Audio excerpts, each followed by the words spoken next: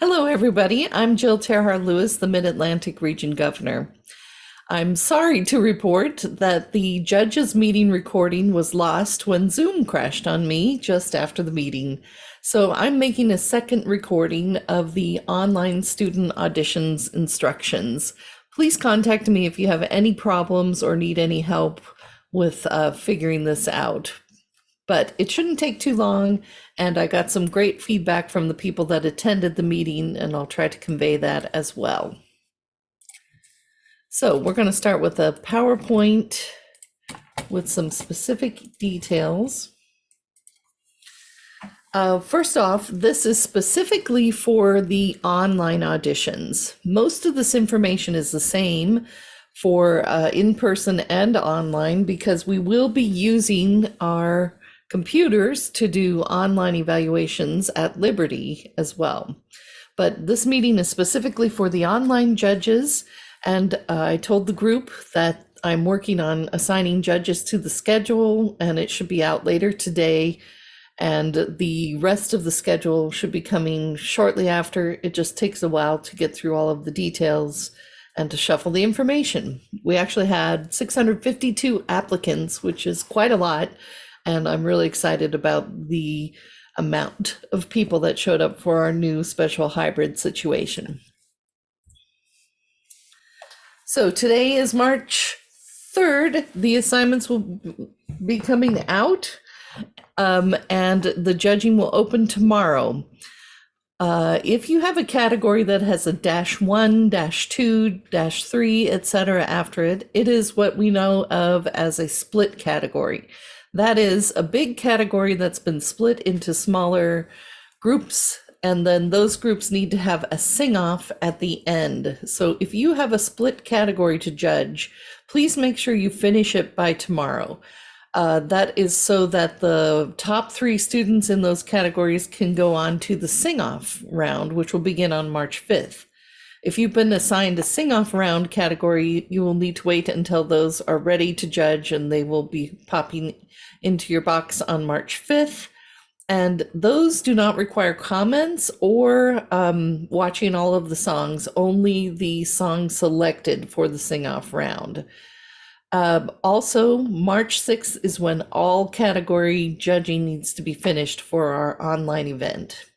It's a really tight turnaround this year. It's unlike anything we've ever done before, so I appreciate your patience and willingness to come together to make it work, and I'm hoping we don't have any problems with getting our online events figured out. So first of all, when you get an assignment, you want to look to make sure that how many assignments you have. You might have a couple of categories to judge. So just pay attention when you get onto Auditionware to see how many assignments you have and look them over carefully. Look right away at all of the names in the category to make sure that you don't have any conflicts. That would be somebody you're currently teaching or have taught very recently. Those would be considered conflicts. The system normally will get rid of most of those conflicts automatically, but sometimes things slip through. So please pay careful attention to that so that we don't start judging and then realize, oh no, we can't finish that category. I could just reassign it to somebody else. So just let me know. We find our categories through Auditionware, which is the same way that you registered your students. There's tutorials available, and I'll show you more about those later in this presentation, and also where else you can find similar tutorials online. You want to look for any updates and also be flexible. Sometimes things happen, like the system gets slowed down because a lot of people are using it, or other kinds of situations happen. Just try to be patient and roll with it, and hopefully we'll be able to work any issues out. The tutorial about how to access your video auditions can be found in this presentation and also on our Mid-Atlantic region page, and I'll show you where that is after the PowerPoint so that you can find it. But if you look in the box where it says register for auditions, you can see your students and then your assignment. If you don't have students, you might have a box on the other side of the page that doesn't have the blue around it like it, but is similar. So just read what it says on the page for direction about where to go from there. If you've never judged online before, you are required to watch a video about how to do it. And then you acknowledge that you have watched it in order to be able to access the videos. So this might take a while. I think it's 18 minutes long. So make sure that you have done that before you start and that you build in time for it. If you've seen it already, you can acknowledge you watched it and jump ahead. But it's important that we try to maintain the standard of judging for all of our judges. So please take time to watch it so you know what's expected. Once you get into a category to judge, I want you to see the name or the title of the category, which might be a CL3A or some such like that. MT3A might be one of them. Go find the requirements for that category. Make sure that they're singing the repertoire that's required, and that you know the time frame of the categories. The intervals of the audition should also show you the time frame. The online categories should not have any cushion time for pianists moving so that you would know how long to leave it going. So start your timer as soon as you start your first song. You'll find the student's name. You'll click on the links one at a time for each of the videos. And there's a box right below the link to the video for which you can write your comments into the box. And then you want to make sure that you add your score at the end of the category. That's really important because if you don't click submit to add your score, it won't be saving and it'll be just empty. Some people like to keep their comments duplicated in a Word document just in case it gets lost when you go out of a system like that. So just make sure that you are saving your information so that you have it in case you need to re-enter it. You also see these slider boxes here at the top of the page. They are going from 70 through to 100 and are about particular elements of the judging. So go ahead and use those to help you to figure out what your average is. But again, your final score is whatever you put in that box on the previous page. These are just meant to help you have an idea of the different components of what you're listening to and how you're determining your score. So these should be related to the score that you've given, not way off base about it. How the ensemble box at the bottom, however, is comments only. So do not let that factor into your score, especially if the pianist might be having a difficult time or something. Try not to punish the student for that situation, which is beyond their control. Again, here's a picture of what like a video might link would look like with the box where you can write comments about each of the songs. And make sure that you include comments. One of the comments we got at the judges meeting was the students are pouring their hearts out there and sometimes we get good job and nothing specific. Take the time to give them some actual feedback with some words attached to it so that they can know what they did well, but also have some direction and information about why you scored the way you scored. That's really important, especially if your score is lower, so that they have an idea of what to work on next time so that their scores can improve. That's very important. And that's really the whole point of this experience, is to get your feedback. So please take time and care with it. This is what the page looks like at the bottom with the submit button. You want to make sure it's submitted and that the score is showing. And especially the last one of the category, sometimes that one gets lost. So be sure that your score is saved and that your comments are saved before moving on. And it might take a minute for the system to cycle through before you are all clear to click away from the page. All right, so when you're getting ready to judge, take a moment to get the things gathered that you will need to do in order to have a good experience. Review category requirements, like I talked about. but also allow yourself enough time to do the judging assignment. If you're in a rush, we tend to skip over things. We can tell when you're not watching the entire video. It's visible on YouTube and it shows if it doesn't go up a count, for example. So be sure you're watching the full video in the time allowed. You want to make sure you also have a really good sound setup so that you can hear the singer well. So headphones might be required depending on where you're judging in order to get the best sound so you can make as good of a determination as possible. You should also use a timer, something like a timer on your phone that you start with the beginning of the first song and let it roll until you're done with the time or you finished all of the repertoire. I like to set up a routine so I don't forget things, like to set the timer and to make sure I've entered the score and that they've saved by the end. So you do things systematically, you won't forget. Excuse me. Also important to be positive. These are precious people with feelings. So be sure that what you are saying is helpful. Be constructive, not destructive. Many of the students being adjudicated online are little tender children. We have young children and youth categories as well as high school categories.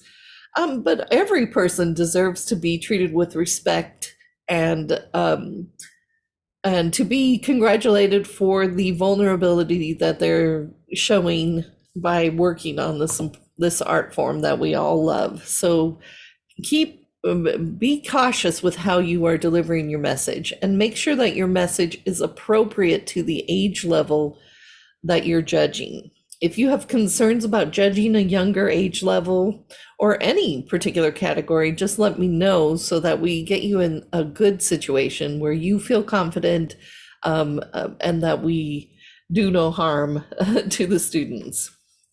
Also, please be gracious with technical difficulties. Sometimes we don't always get the best shot. Our videos, we're not all professional videographers.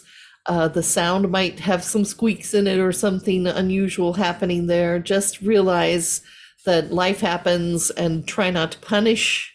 You should not punish the student for things like that are beyond their control and aren't being evaluated. Just stick to what you can hear with the singing and consider the age and level of the singer as well. Also, stick to the singing in your comments as well. We don't need to hear about your fashion preferences or other details that really aren't relevant to the singing, repertoire choices or casting ideas, etc. Assume everything is fine and just evaluate on the singing that they're doing for this audition.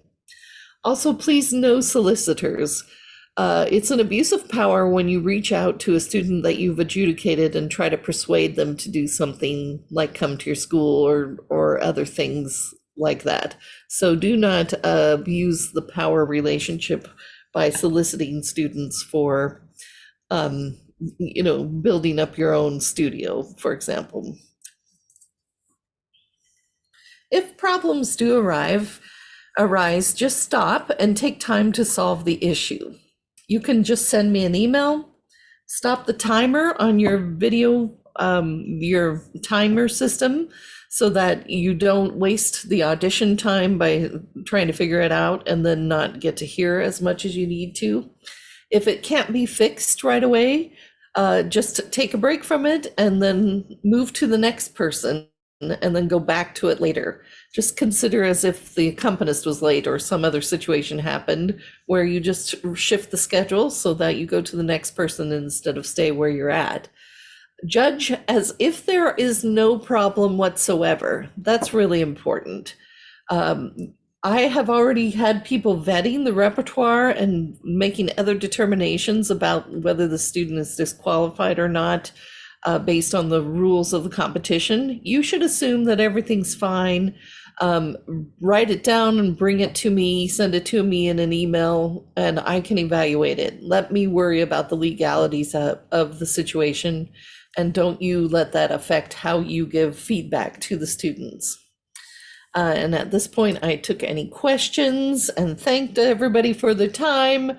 And we got some comments about the rubrics and where to find them.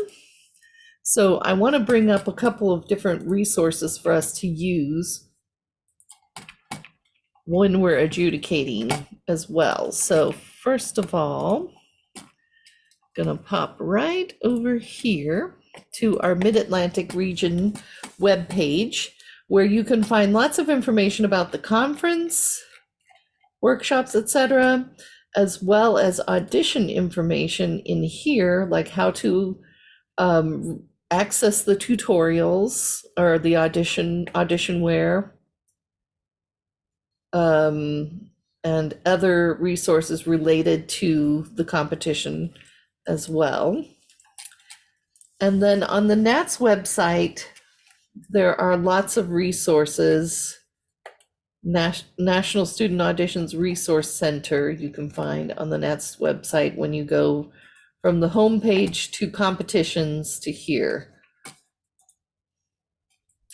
And there are specifics including rubrics about different categories, as well as a video library about how to adjudicate. So check those out in advance, and see if you have any, if you can learn any tips of the trade, as it were, for these.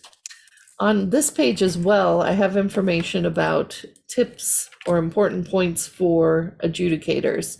So this is mostly what I've been talking about in the meeting here today, but take some time and look this over just to make sure that you know what's expected of you. One of the other things we discussed was points, determining points. Every student who's participating in this competition has earned scores high enough to advance to the region competition, which are scores around 90 or an average of 90, or 2 scores 90 and above will take them on. So consider starting from 90 or 85, and then adding points for great things and subtracting for issues that maybe need to be adjusted. But start from there. We shouldn't see scores below 80, and certainly no 70s. That can be devastating to a student. We want to make sure that we're really evaluating well and being supportive of our students. I think that was most, oh, one last thing, contemporary or commercial music categories.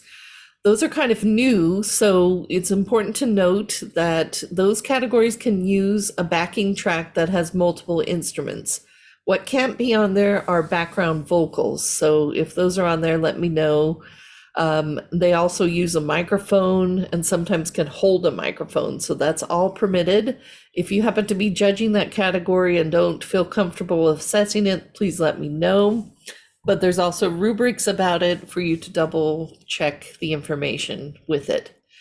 Other categories can also have recorded music to accompany them, or a pianist that's not visible. But it should all be piano music on those recordings. There should be no other instruments in the other categories as far as the recordings, but like accompanist and those kinds of recorded accompaniment are all permitted. I did say that I would get the schedule out today, so I will get on that shortly to get that out for the online judging, and the other one should hopefully follow fairly soon after. It just takes a moment to get everything sorted out. Also, we have a great slate of workshops that will be coming out very soon, and we hope to see you at those events as well. If you have any questions, give me a call or send me an email at jlewis@csunIV.edu. And I look forward to seeing lots of you in person at Liberty after this online event as well. Thanks for coming. Bye.